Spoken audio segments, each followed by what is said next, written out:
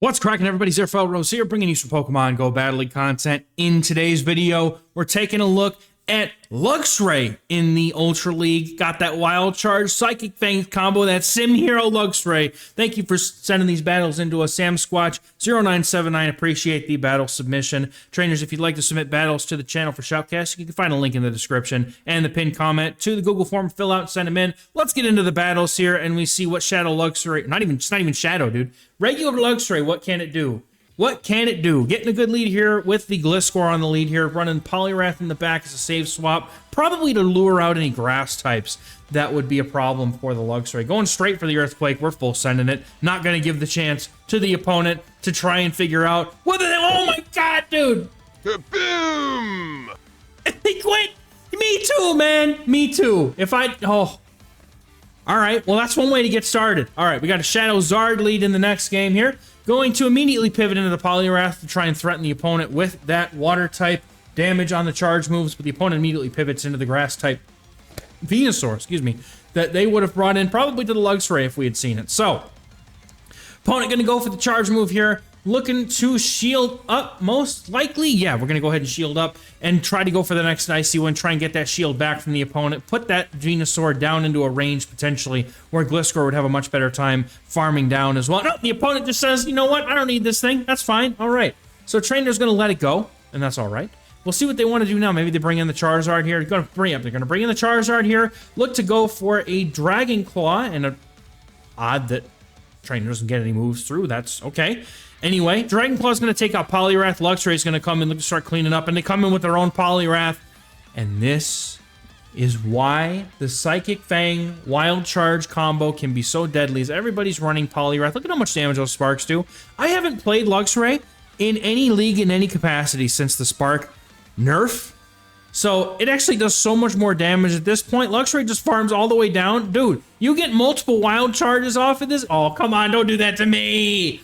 Oh, you could at least throw in the Psychic Fangs before dipping out into that Gliscor, but that's fine. The opponent really does have to shield everything that comes their way at this point. The win is guaranteed. Now, you just go back-to-back Psychic Fangs. That'll be enough to take out the Charizard at this point. But so, the Gliscor survives with 1 HP. Please Wild Charge the Charizard. Please do it. Please, please, please. For me. For me. No! Come on, Sammy. You were supposed to Wild Charge the Zard for me, dude. Oh, good game. We take it, though. We take those wins. All right, getting into the next battle here. We got Gliscor on the lead versus another Shadow Charizard. Going in to the Poliwrath. Okay, opponent staying in this time. For a second, I was worried it might be the same battle. Okay. Staying in with the Poliwrath, or staying in with the Charizard here. Opponent looks to go for the Blast Burn, do some significant damage to the Charizard, and then we full send that Scald, making sure the opponent has to shield back or lose their Charizard in the process. Poliwrath uses Scald, gets the attack drop on the Charizard. Now we wait out the switch timer and then probably send in the LUXRAY, to be honest here, because that would make sense to me anyway. Yep, coming in with LUXRAY here. Opponent is going to have to throw a move, and honestly, your LUXRAY, you have to shield this, don't you? Yeah, and it's good they did, because the opponent full sent the Blast Burn. In comes Giratina, looking to go for that swap. Catch the move. No, not quite. But the opponent holds on to their energy, but still, Night Slash against Giratina. Going to be a big pain point for them, and hopefully something in the back is weak to it. Weak to the LUXRAY, because that's what I need to see, right? I need to see some Wild Charges happen, man. That's what I need. No boost on the Night Slash. Opponent's Giratina going for the Shadow Force. They full sent that lawnmower action. And if you haven't seen it, go look up the flying lawnmower gif. I know all of you have Discord, and if you don't, go Google the flying lawnmower gif. It looks exactly like the Tina flying off with the Shadow Force. That was amazing. All respect for this person running Shadow Force, dude. They go for the Dragon Claw. Tina's going to get taken out here. Going for the Psychic Fangs into this Giratina. Now, hopefully this is going to be enough. If not, going to be enough to get the KO or get the Spark down afterwards. Opponent comes in with a Virizion, and this is looking really rough. Resisting the Spark damage here, unfortunately, but taking super effective from the Psychic Fangs. This could be a very dangerous maneuver, but I think that Virizion's just going to get to the moves too quick for LUXRAY to be able to keep up pace. I don't know how squishy it is, but you need 2 more in order to get through this thing, and unfortunately, I don't think we're going to be able to get there, as the opponent's at like 2.5 Sacred Swords already. Going straight for the Sacred Sword, getting the shield, and then they go for Leaf Blade. Trainer, I would just go for the Leaf Blade. No, they just got Sacred Sword. Maybe they got Stone Edge, but it's not going to matter, unfortunately, as LUXRAY gets taken out. Good game. Getting into the next battle, we get into a Cofagrigus after some lag here. Unfortunate, but Tentacruel's gonna come in a little bit late. I don't know what that was about, but Luxray, or not Luxray. Luxray is sitting in the back waiting to just eat this Tentacruel. Gonna absorb the energy here. I probably would have gone for that Earthquake before we got to the Scald, just to make sure you could get the damage off without the debuff. But now Luxray gonna come in here, easily able to get that shield though. I mean, that's kind of a big deal, right? Because like an Earthquake still hurts a lot, even if it's debuffed. But we're gonna see Luxray now come in, go straight for Psychic Fangs to try and whittle away at this Tentacruel. You could just farm once, farm all, or shield once and farm all the way down here, and hopefully have some usable energy. No attack drop. No, of course the opponent gets the debuff. Of course, it always happens. Always happens. Gonna be able to come in with that Cofagrigus, the opponent does, and then the Wild Charge is gonna fire off, even though it's attack debuffed. Gonna have to see how they look to go through this, because this Cofagrigus looks like it could potentially be a problem here for this trainer. Wild Charge didn't even dent it that bad. I mean, it's like maybe half. Shadow Ball KOs the Luxray. Gliscor is gonna come in. Opponent has a Lapras, and that's exactly what this trainer needed, was a Lapras in the back for the Poliwrath to come in and abuse for energy, come out with like 2 Scalds loaded. Huh? I'm sorry, that was a what? Trainer has Elite TM Dragon Pulse onto their Lapras. That is some spice, man. But thankfully, the Dragon Pulse will not do that much damage, as Lapras is very defensively tanky, and it's a Surf. Okay, never mind. We don't worry about it. But now the issue here is going to be that Cofagrigus having multiple moves. I think you should have gone for the Icy Wind here to try and get the guaranteed attack drop. Now, it's nice because hopefully... Oh, no, we panicked. Got to full send the Scald. Absolutely have to full send the Scald. The opponent now going to be able to come in. Okay, fine, I'll stop talking. The Night Slash is going to get the KO on this Cofagrigus. That's going to be a good game. I'll just eat my words. That's okay. Well played, though. The much safer play there would have been to just full send the Scald and let Gliscor come in and get that move off. Now, Steelix in the lead. Very awkward because you can't swap out because you have Luxray in the back, but there is Poliwrath in the back to deal with this. Now, no debuff on the Breaking Swipe, going for the Earthquake on bad timing here just to get the move off. But definitely going to want to make sure that that Earthquake lands because that's what we needed. Now that the Earthquake has landed, it makes this Steelix in a very bad predicament. You gotta hope that hopefully they're weak in the back to Electric then. Now it's a good time to save swap in the Poliwrath. Opponent not going to be able to get to the move. They just let themselves get farmed down. Perhaps they don't have an answer for Poliwrath in the back as they're staying. They do not have an answer for Poliwrath in the back. Now, as far as timing goes, would have been most beneficial to throw that Scald on 2 counters rather than 4. But we're still going to be able to get the attack drop. We're having a good time. Can go for Icy Winds now after 2 counters and be able to easily get this get the Skeledirge down into a point where those shields are going. That's very good timing right there. That's what I want to see right there. Icy Wind's going to come through, probably get the shield off the Skeledirge. And you got to be very careful now. Those Disarming Voices can pack a bit of a punch, but after 2 debuffs, I'd like to think that Skeledirge probably not going to be able to do too much here. But we're going to go for the shield anyway and immediately swap into Gliscor, and the opponent has a Greninja in the back, and now they're going to get a farm down. But is this farm down going to matter? Because their shield's down now. Earthquake comes through, getting some chip damage off with the Night Slash. Respectable. You got to get it through.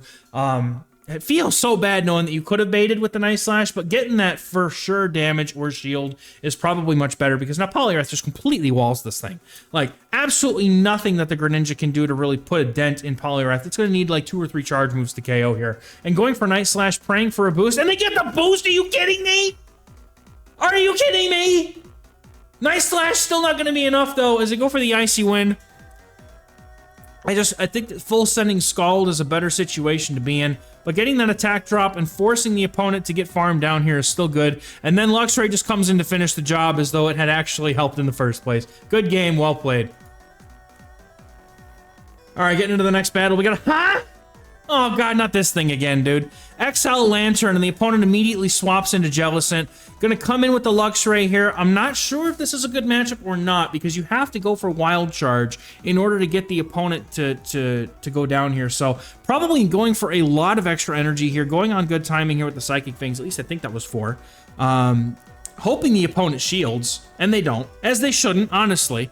But the Luxray now has to shield. And that's one of the downsides of running something that's super glassy like Luxray, is you have to put it in a position where it can really like farm down. Now, going for the psychic things right away on alignment, I think that was a mistake. We go for the hex. The opponent gets a full hex through now, which now is forcing both shields off of the Luxray, or they get farmed, or they can farm down with Gliscor, of course. But yeah, I definitely think that going for a Night Slash, if we stay in for that long, would have been the better play. But we'll see what the opponent wants to do here, is they will have to shield an Earthquake, which could certainly put a dent in that Lantern. Opponent just says, nah, not today, fam. I'm not shielding this thing. They've got Spark. Gonna catch the Surf like a Giga Chad. Very nice catch on that Poliwrath. Surf gonna do nothing. And then the opponent's got a Drapion in the back. This is not a bad situation for the Poliwrath to be in. Opponent going for a little bit of extra energy there, I think, there, as they went for 6. Maybe they're going for that Sludge Bomb to make sure that they get the, make sure that they can get the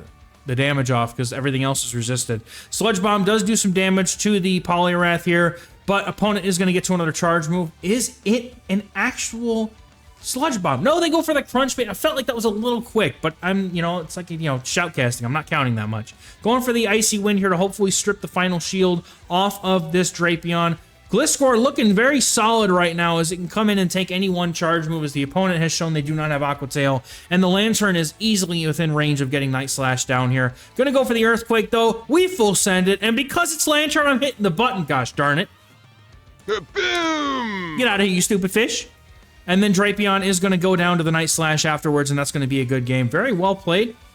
Very, very sus with that Luxray, even when you put it in against the Water type. If the Water type can fight back, it's dangerous.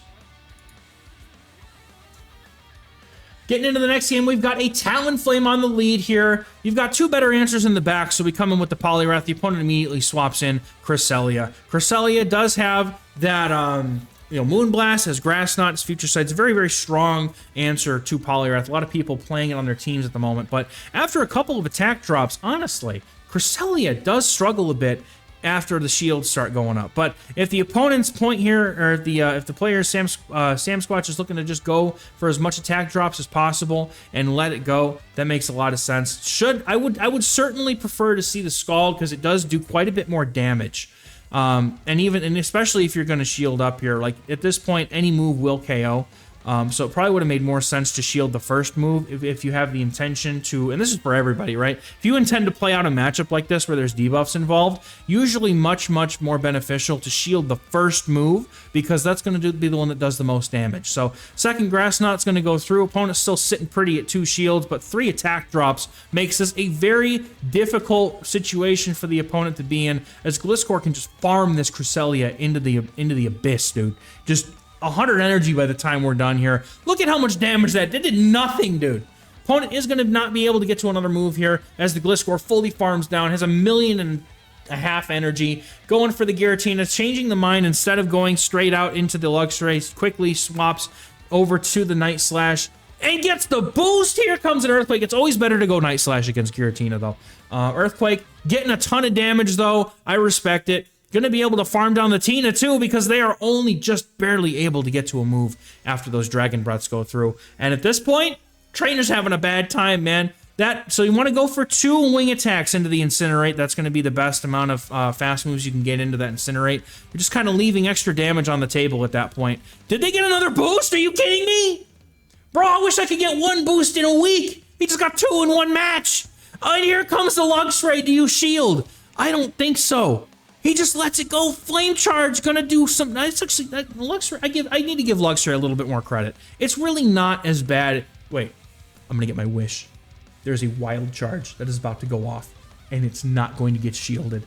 And I don't even care that it's the Talonflame's low on HP. We're getting it. Boom! Get out of here, you stinky bird. Good game. Getting into the next game, another Talonflame on the lead here. Gonna dip immediately back into the Poliwrath, I expect it. There it is. So we're gonna see the Poliwrath come out. Opponent is gonna go for the, oh my, wait, okay. Cresselia again? Come on now. Okay, going to go for that Icy Wind, guaranteed attack drop again. Expect him to go for the Scald at this point. Oh man, I know it's consistent and it's fine. It worked last time, so it makes sense to do it again. But it's still just, the Scald really does more damage, and Icy Wind, while it's guaranteed, you're still going down to 2 charge moves. I think it would be better overall to go for the damage, but getting the CMP tie here on the Cresselia. Gonna see this Scald go through, maybe get another debuff. It does at least twice as much damage as Icy Wind for 1 more counter. I feel like that's a much better return on the investment. But Grass Knot's gonna KO the Cresselia. Gliscor coming in to do the same old song and dance. Could go for a Night Slash too before the opponent gets to a move if they're counting, but that's okay. We want to get that energy because that Talonflame is sitting at a whole move. Future Sight barely does anything here. Opponent gonna get farmed down, and then the Night Slash comes off just to make sure that that Gliscor doesn't have to take another charge move, because that move on that Talonflame could be trouble.